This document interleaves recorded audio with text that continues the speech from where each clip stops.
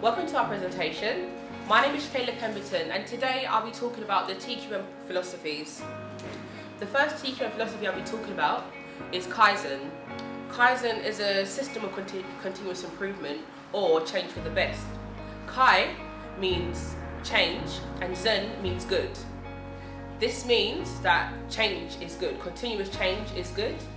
Kaizen is more fixated on innovative solutions, and also Kaizen involves setting standards and continuously going forward with them.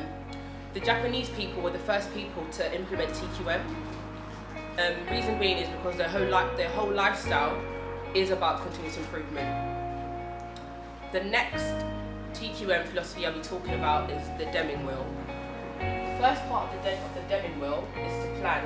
This means that you plan any change that you want to make in your organisation.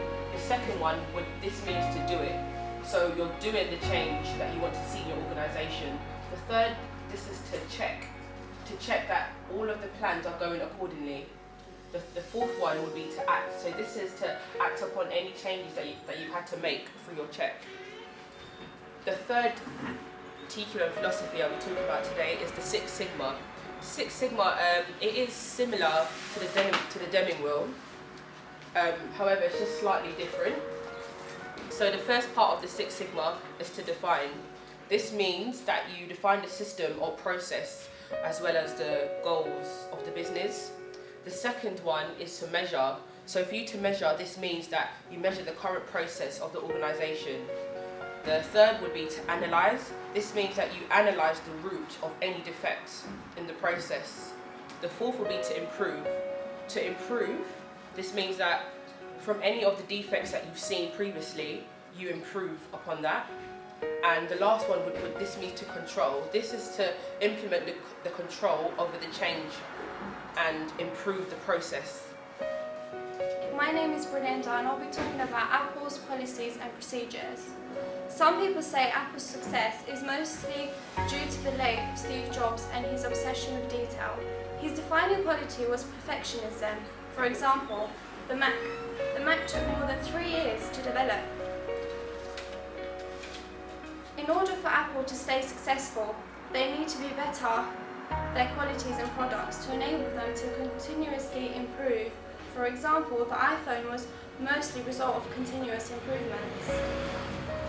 What I mean by this is Apple took similar products and features that were already on the market and improved them to make the iPhone. Steve Jobs pushed for perfection could also mean that Apple adopts continuous improvements naturally.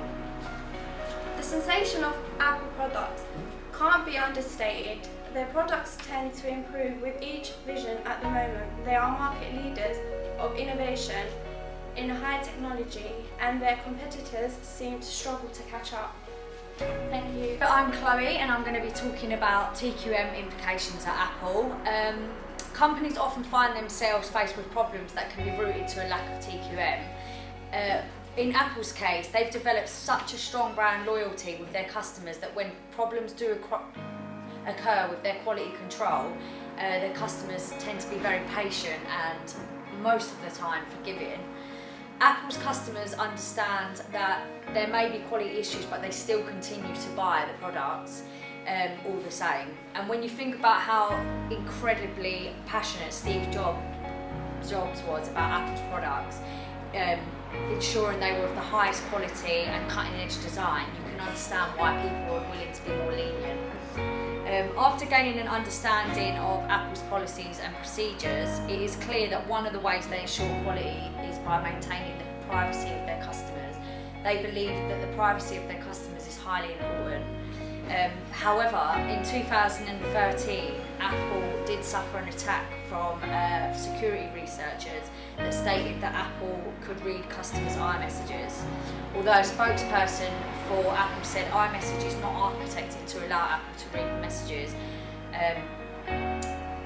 research discussed theoretical vulnerabilities that would require Apple to re-engineer the iMessage system to exploit it, and Apple has no plans or intentions to do that.